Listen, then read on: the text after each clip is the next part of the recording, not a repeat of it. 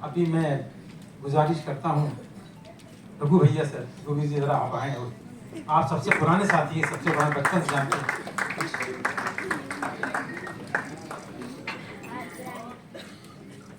सच करूं मेरी खुशनसीबी कि मैं बाबूजी की नाटक कंपनी में गया। मैं तो देहाती आदमी, गांव का बिल्कुल बज्जर देहाती, बुंदेलखंड जबलपुर का वहाँ का है। और मैं घर से भाग के आया था और अभी गुड्डो ने कहा कि बाबूजी किसी को ना नहीं करते थे, कोई भी आ जाए। और मैं बिल्कुल देहाती आदमी, और मैं एक दोस्त के साथ घर से भागा था और नाटक कंपनी में पहुंचा ना, तो हमने पहले दिन नाटक कंपनी देखी, थिएटर लफ्ज भी हमने पहली दफा सुना। तो देखा तो जो मैंने जिसके साथ मैं घर से भागा था वो प्रोफेशनल भगोड़ा था। वो हर महीने में 2-3 बार भाग जाता था। तो हुआ ये था कि मैं हायर सेकेंडरी फेल हो रहा था, तो फेल होने की शर्मिंदगी से मेरे नाना जी ने एक स्कूल बनाया, लक्ष्मी नारायण यादव विद्या भवन। लक्ष्मी नारायण मेरे सगे मामा हैं, तो उनको पागल कुत्ते ने काट दिया था, उससे उनकी मृत्यु हो गई थी, यानी मर गए थे। और उनकी स्मृति में वो स्कूल बनवाया गया था। तो उसी में मेरी पढ़ाई, और मुझे साइंस दिलवा दी। अब मैं गाने में, मैं बचपन में गाना वाना गाता था ऐसे ही, तो किशोर के, कुछ किशोर कुमार के, और ये सब करते करते साइंस दिलवा दी कि नौकरी अच्छी लग जाएगी, फिर शादी कर देंगे, ये हो जाएगा वो हो जाएगा। तो हुआ ये कि हायर सेकेंडरी फेल हो गया। फेल हुआ तो फेल अभी पता नहीं, एक दिन बाद में रिजल्ट आने वाला है, तो उससे एक दिन पहले मुझे पता लग गया था कि फेल होने वाला। तो मैं शर्मिंदगी में बैठा हुआ अपने वही स्कूल के सामने, आम का पेड़ था, पेड़ के नीचे बैठा हुआ, तो प्रोफेशनल भगोड़ा आ गया, नरेश कुमार सूरी। वो आया कि तो क्यों बैठे हो? मैंने कहा यार क्या बताऊं, कल फेल हो जाऊं, मुझे बड़ी शर्मिंदगी हो रही, करूं क्या? तो कहने लगे कि करूं क्या? तो मैंने समझ नहीं आया, मैं सोचा घर छोड़ के चला जाऊं। कहता भागोगे? मैंने कहा हाँ भाग। भाई साहब उसका साथ ले गया, मैं भाग गया। पहली दफा मैं ट्रेन में बैठा उसके साथ ही, और पता ही नहीं था, नाश्ते भी क्या था, ब्रेकफास्ट करते हैं। ब्रेकफास्ट का मुझे मतलब ही नहीं पता, ब्रेकफास्ट होता क्या है। हम तो कलेवा करते थे कि कलेवा नाश्ता होता था, ब्रेकफास्ट करना पत्नी। तो उसने मुझे ब्रेकफास्ट करवाया उधर, तो वो किया। उसके बाद किसी तरह हम वहाँ ललितपुर पहुंचे। ललितपुर में ही है बाबूजी की नाटक कंपनी लगी, भोपाल थिएटर कंपनी। थिएटर लफ्ज मैंने पहली दफा पढ़ा और समझ नहीं आया कि ये थिएटर होता क्या। फिर हमने नाटक देखा तो एक गंजे से हरी भाई थे, वो हीरो बने हुए, उनके साथ एक बड़ी खूबसूरत सी लड़की, वो नागिन नाटक चल रहा था, वो हीरोइन बनी हुई और वो नाच रही। मुझे बड़ी शर्म आ रही कि गंजे आदमी के साथ कैसे नाच रही है, क्या मैंने कभी देखा नहीं था। खैर जी, वो नाटक किसी तरह 2.5 रुपये का टिकट लेके हमने देखा था, और हम बस स्टैंड पे सो गए। और उसके बाद दूसरे दिन उसके फूफा जी ललितपुर में रहते थे, हम वहाँ गए। उनके पत्थर का कारोबार था, 2-3 दिन वहाँ रहे। अब वो प्रोफेशनल भगोड़ा, उसके भागने की आदत थी, वो छत पे मुझे सोता हुआ फिर भाग गया। मैं फिर अकेला बचा। अब मैं क्या करूँ, तो मैं सीधा पहुंचा नाटक कंपनी में। तो बाबूजी बैठे हुए थे और भी लोग थे वहाँ पर, तो सब बैठे हुए। पहली मुलाकात थिएटर में मेरा वहाँ, और सारे लोग वहाँ, हारमोनियम मास्टर ये सब लोग बैठे हुए। तो मैं पहुँच गया, तो एक किशन नाम का लड़का था वहाँ जो कॉमेडियन था, वो लेके गया था एक्चुअली, उससे मैंने कह दिया था, वो ले गया, बाबूजी से मिलवाया। बाबूजी बैठे हुए, तो उसने बताया कि ये ऐसा ऐसा है, और ये इसके साथ जो आया था वो भाग गया, अकेला बचे, समझ नहीं आया इसको क्या करूँ। बाबूजी ने मुझसे पूछा बेटा करते क्या? मैंने गाना गा लेता हूँ। तो उनको सुनाओ, तो मैंने सुना दिया। मैंने उनको गजल सुना दी। गजल सुनाएंगे हमें, तो गाती उनको कि बदली तेरी नजर तो नजारे बदल गए, ये चांदनी ये चांद सितारे बदल गए। लहरों से पूछ लीजिए, साहिल भी है गवाह, कश्ती मेरी डुबो के धारे बदल गए, कश्ती मेरी डुबो के। तो कहने लगे बेटा गाते तो सुरीला हो लेकिन तुम्हारा तलफ़ुज़ बड़ा खराब है। तो मैंने उनसे कहा कि जी तबले पे गाऊंगा तो ठीक हो जाएगा। अब मुझे लगा कि तलफ़ुज़ तबले से कोई ताल्लुक होगा। बाबूजी मुस्कुराए और कहा कि बेटा तलफ़ुज़ का मतलब उच्चारण होता है। तो मैंने कहा हाँ वही वही। तो कहते क्या वही वही, अभी तो तुम तबला कर रहे थे। तो मैंने कहा बाबूजी किसी तरह भर्ती कर लीजिए, मैं अपना तलफ़ुज़ ठीक कर लूँगा। तो भाई साहब बाबूजी ने 2 रुपये 50 पैसे में बड़े खुश हुए। उन्होंने 2 रुपये 50 पैसे में मुझे रख लिया तबले वाले आदमी को और रखा। और उसके बाद फिर मैं बस, और एक बात बाबूजी हमेशा सबसे बताते रहते थे कि ये, और फिर मैं पहले गाना गाता था, उसके बाद फिर मुझे लगा, फिर वो शर्मिंदगी जो तलफ़ुज़ का मतलब जो उन्होंने बताया, बेटा तलफ़ुज़ का मतलब उच्चारण होता है, प्रोनाउंसिएशन होता है। तो हमने कहा नहीं ठीक करेंगे। तो फिर मैंने ठीक किया। फिर मैंने बाबूजी ने मुझे फिर उर्दू लिखनी पढ़नी सिखा दी।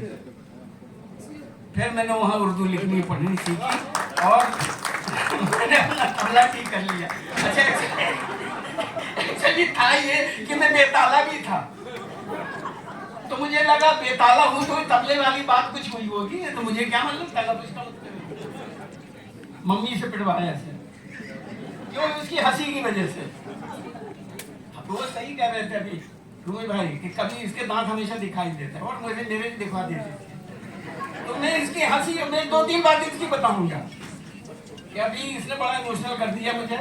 तो अभी मैं बताता हूँ कि इसने कैसे मुझे पिटवाया है। और एक तो मम्मी से पिटवा दी तो मैं बाबूजी के पास चला जाता। तो बाबूजी जब गुस्सा होते तो मम्मी के पास चला जाता और लेके यही जाती थी गुड्डू। क्या हुआ कि एक तो हम दोनों काले थे, हम दोनों काले हैं। और ये मुझे आइडिया दे कि भैया साबुन से नहाएंगे ना, और हम ताल में कंपनी लगी हुई।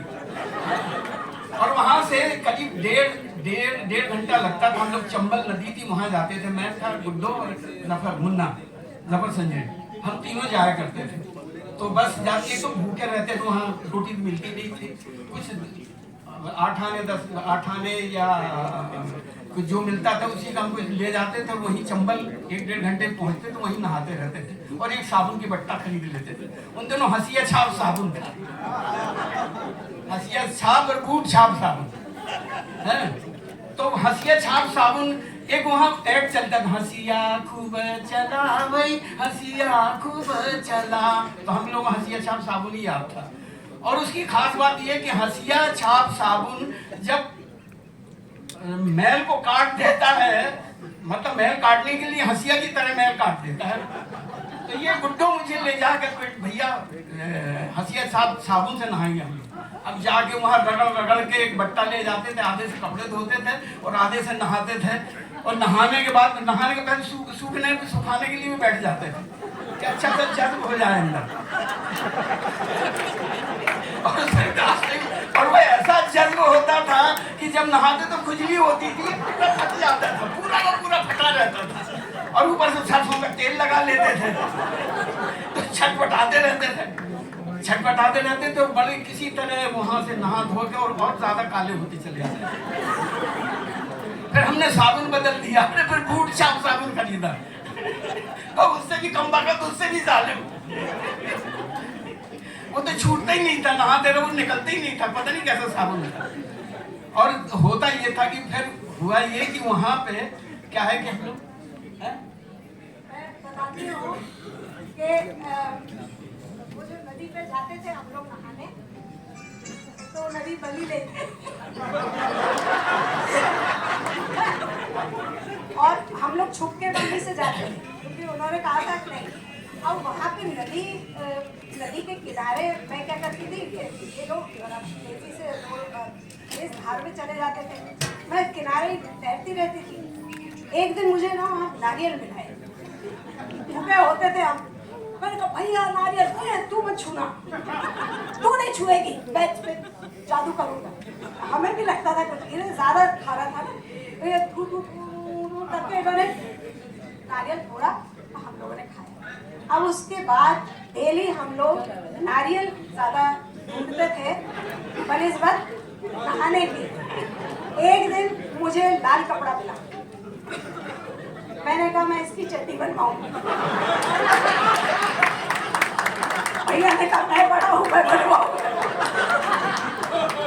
अब पहले तो हमारी एकता थी, मम्मी से डर के हम लोग जब छुप के जाते थे, मैं रात की रोटियां बांध लेती थी।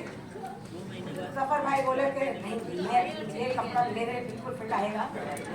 ऐसे फूट पड़ गई, मैं रोती रोती आई और मैंने मम्मी से राज साझा किया। मैंने कहा मम्मी कपड़ा मैंने ढूंढा, चट्टी किसकी बनेगी बताओ।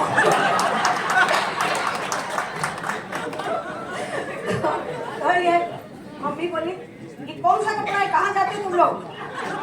कट्टू तीनों लाइन में खड़े हैं, थर्ड थर्ड थर्ड चाटे पड़ रहे हैं। अब मैं ये सोच रही हूँ मेरी तो गलती नहीं, मेरा तो इन्होंने वो कर लिया।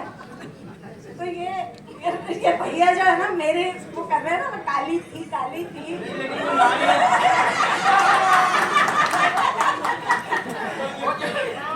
नारियल की फोड़ के एक दिन मम्मी को खिला दिया। बात बताइए कि मम्मी ने कहा तुम्हें मालूम है वो लाल कपड़ा क्या था? और मैं जाके वहाँ पे जो कोयला मिलता था उससे लात मारी थी अच्छे से। उन्होंने कहा वहाँ मूर्तें जलाए जाते, उनका नारियल उनका कपड़ा उनका कोयला।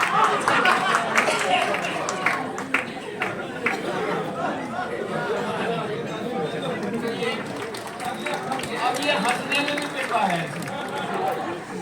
हम बाबा की मंडी वहाँ गए तो मम्मी दोनों को साथ ले जाते थे, कहते चल बेटा वहाँ कहीं जाना किसी मेहमान के।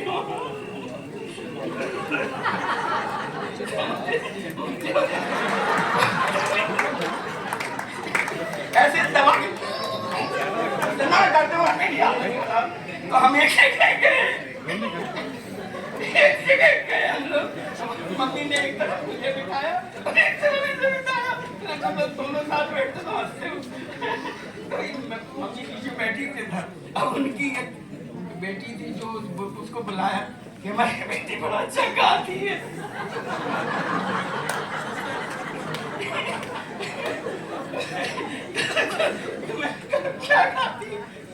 क्या गाती है? मम्मी ने पूछा क्या गाती है? तो कहती है जा रे कारे बदरा।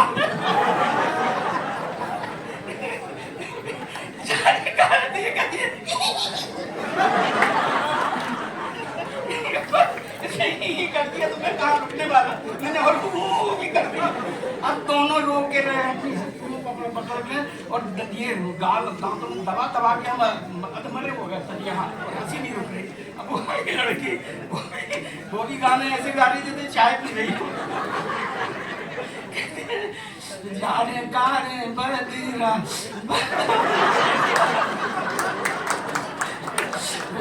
ऐसे बुद्धू के साथ वहीं जाके रो।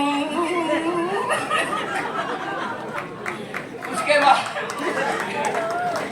मम्मी ने आके उसमें किसी तरह हम समेट के बाहर निकले और रास्ते भर जो डांटा है हम लोगों को जाके किसी पता नहीं के बाकी थी पिटता नहीं था।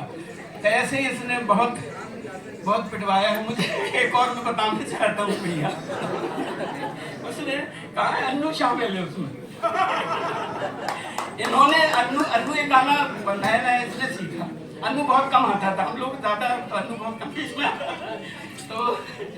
तो इसने एक गाना कि वो क्या रेशमा जवान हो गई। अब एक बात बता दूं, मैं सच कह रहा हूँ, जो स्वाभिमान, जो सलीका जिंदगी जीने का मैंने यहीं से सीखा। बाबूजी, मम्मी, गुड्डू, अन्नू, अगर वो ना सीखा होता तो सच बात यहाँ ना होता। सब कुछ इन्हीं का है, सच कह रहा हूँ, इन्हीं से सीखा। मेरी जबान, मुझे बोलने का जो भी बोल पाता हूँ या कर पाता हूँ, सब यहीं से। तो काका जी तो हम बस अन्नू, गुड्डू, काका जी, हम लोग तो बस 24 घंटे लगे रहते और इन्हीं से सीखता रहता था मैं। नहीं तो मैं वही तबले वाला आदमी जिसका तबले ठीक नहीं है। तो अन्नू ने एक गाना सिखा दिया मुझे, मैं ज़्यादा टाइम तो नहीं ले। अन्नू की बात आई तो अभी बोलना पड़ेगा।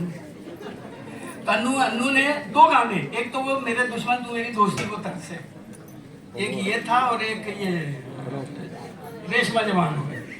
अरे मैंने गा दिया वो गाना, मुझे 1 रुपया इनाम मिल गया। तो अन्नू थोड़ा गाता, फिर मैंने अन्नू से पूछ के याद कर लिया कि रेशमा जवान होगी, और मुझे समझ नहीं आया रेशमा जवान होगी तीर कमान होगी, तो गा दिया मैंने। अब गाय मुझे 1 आध रुपया इनाम मिल जाए। तो दूसरे दिन फिर गाया, पता नहीं किसने शिकायत की और मम्मी को पता लग गया, मम्मी ने सुन लिया।